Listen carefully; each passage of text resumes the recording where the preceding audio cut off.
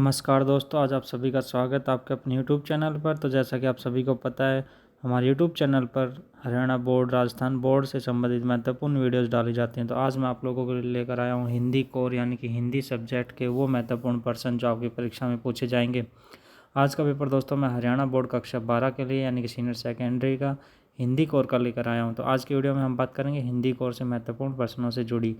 चलिए सबसे पहले जानते हैं किस प्रकार आपके क्वेश्चन पूछे जाएंगे और कौन कौन से क्वेश्चन आपकी परीक्षा में पूछे जाएंगे। सबसे पहला जो क्वेश्चन होगा दोस्तों वो यहाँ पर ऑप्शन टाइप आपका क्वेश्चन होगा। निम्नलिखित बहुविकल्पीय प्रश्नों के उचित विकल्प चुनकर उत्तर आपको उत्तर पुस्तिका में लिखने, यानी टोटल 5 क्वेश्चन आपसे ऐसे पूछे जाएंगे जो आपके ऑप्शन टाइप होंगे। पहला प्रश्न आपसे यहाँ पर पूछा जाएगा कि पर्दे पर दिखाई गई तस्वीर के होठों पर क्या थी। आपको बताना है कि जो आपने अपने पाठ्यक्रम से जो पढ़ा है दोस्तों उनके अनुसार ही आपका किताब से क्वेश्चन लिया गया है। सेकंड क्वेश्चन आपका भाषा में घुमाने फिराने से बात कैसे की जाती है। ये 4 ऑप्शन आपको यहाँ पर दिए गए हैं, उनमें से किसी एक सही ऑप्शन को आपको यहाँ पर चुनकर लिखना है दोस्तों। चलिए आगे बात करते हैं थर्ड क्वेश्चन की। थर्ड क्वेश्चन, निराला ने अटकलियों को क्या कहा है। आपको बताना कि अटकलियों को क्या कहा है निराला जी ने। आगे बात करते हैं दोस्तों प्रश्न नंबर 4 की। प्रश्न नंबर 4 आपसे यहाँ पर पूछा जाएगा भरत के बाहुबल एवं शील के प्रशंसक का नाम लिखिए। प्रश्न नंबर 5, साहित्य का रसायन नाम क्या है। आपको बताना है श्रद्धा, कल्पना, सम्मान और जल्पना। इनमें से कौन सा सही आंसर आपका होगा दोस्तों। इस वीडियो को अंत तक जरूर देखिए क्योंकि इस वीडियो में वो सभी महत्वपूर्ण प्रश्न है जो आप पढ़कर अपनी परीक्षा में अच्छे नंबरों से पास हो सकते हैं। सेकंड क्वेश्चन दोस्तों आपसे क्या पूछा जाएगा। सेकंड क्वेश्चन में आपसे पूछा जाएगा निम्नलिखित काव्यांश की सह प्रसंग व्याख्या करनी है। आपको यहाँ पर 2 काव्यांश आपको यहाँ पर दिए गए हैं दोस्तों, जैसे कि आप देख पा रहे हो। एक तो दोस्तों ये वाला दिया गया है और सेकंड आपको ये वाला दिया गया है। और इसी प्रकार जो आपका इन दोनों में से दोस्तों किसी एक का आपको हिंदी यानी सह प्रसंग व्याख्या करनी है तो आप ऊपर वाले की सह प्रसंग व्याख्या कर सकते हैं, नीचे वाले की दोस्तों दोनों की नहीं करके आनी है, सिर्फ एक की करके आनी है। तीसरा क्वेश्चन आपसे पूछा गया कि रघुवीर साय अथवा सूर्यकांत त्रिपाठी निराला के जीवन रचनाओं एवं भाषा शैली का संक्षिप्त परिचय आपको देना। दोस्तों ये क्वेश्चन आपकी परीक्षा में 101% हमेशा पूछा जाता है, यानी कि आपको जीवन चरित्र हर कवि पोइट्री यानी कि दोस्तों जो आपके लेखक हैं, जो कवि हैं, उन सभी का आपको याद होना जरूरी है। प्रश्न नंबर 4 आपसे पूछा जाएगा निम्नलिखित काव्यांश का काव्य सौंदर्य आपको यहाँ पर स्पष्ट करना है। 3 नंबर में आपसे यहाँ पर क्वेश्चन पूछा जाएगा। इसी प्रकार जो 5वां क्वेश्चन होगा दोस्तों वो क्या होगा, निम्नलिखित में से किन्हीं 2 प्रश्नों के उत्तर आपको देने। 4 नंबर के आपको 2 क्वेश्चन पूछे जाएंगे। पतंग कविता का उद्देश्य आपको लिखना है। बंगलों के पंख कविता का मूल भाव लिखिए। गजल की मूल चेतना पर प्रकाश डालिए। टोटल 3 क्वेश्चन पूछे गए हैं, लेकिन आपको जवाब सिर्फ 2 क्वेश्चनों का देना है। आगे बात करते हैं दोस्तों फिर से बहुविकल्पीय प्रश्न यहाँ पर आपसे पूछे जाएंगे। निम्नलिखित बहुविकल्पीय प्रश्नों के उचित विकल्प चुनकर उत्तर पुस्तिका में लिखिए। शीर्ष की समानता का उपमान आपको बताना है कि शीर्ष की समानता किसके उपमान, जो शीर्ष की समानता का उपमान है जो आपको बताना है दोस्तों। यहाँ पर प्रश्न नंबर 3, चार्ली चैपलिन का बड़ा गुण माना गया है। प्रश्न नंबर 3, लोटन सिंह के कितने पुत्र थे। प्रश्न नंबर 4, इंदर सेना का दूसरा नाम क्या था।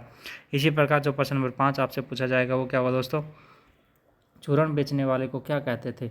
भगत जी, जोगी, नाथ जी, व्यास जी क्या कहते थे, इनमें से आपको बताना है। प्रश्न नंबर 7 आपका गद्यांश से लिया गया। गद्यांश की सह प्रसंग व्याख्या करनी है। आपको यहाँ पर ये पूरा गद्यांश दिया गया, इसको अच्छे से पढ़ना है और इसकी आपको सह प्रसंग व्याख्या करनी है दोस्तों।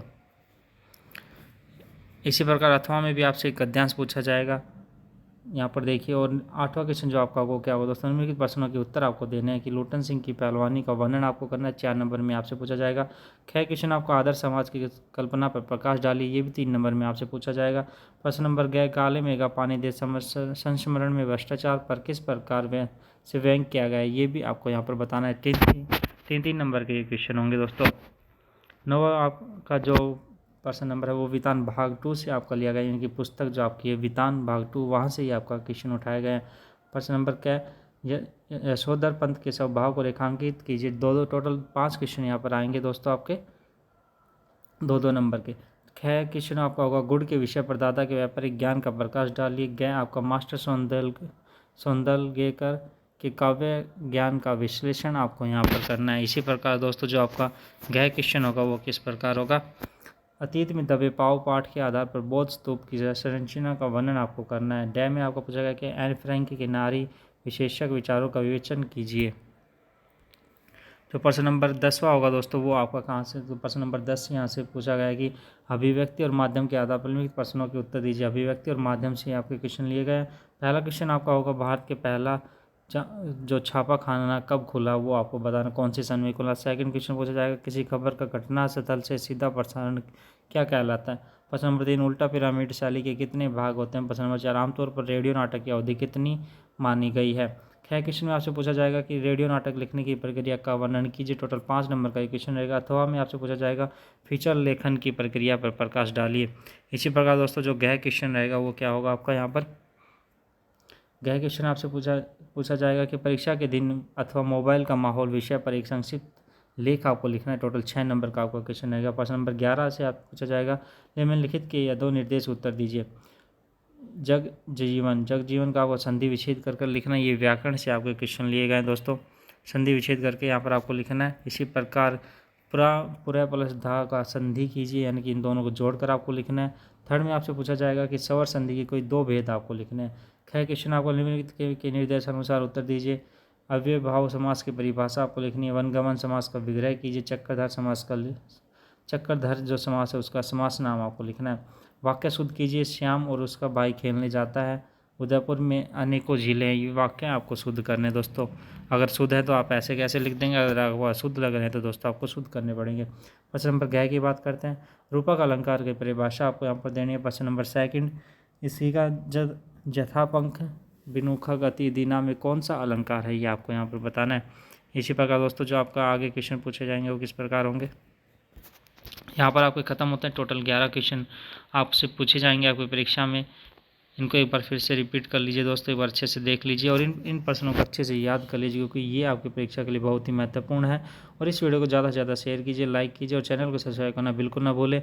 और जैसे जैसे आपके पेपर आते जाएंगे मैं सभी पर सब्जेक्ट के दोस्तों यहाँ पर प्रश्न डालता रहूँगा, तो सभी वीडियोज़ को देखना बिल्कुल ना भूलें। सभी दोस्तों का धन्यवाद। बने रहे अपने यूट्यूब चैनल पर।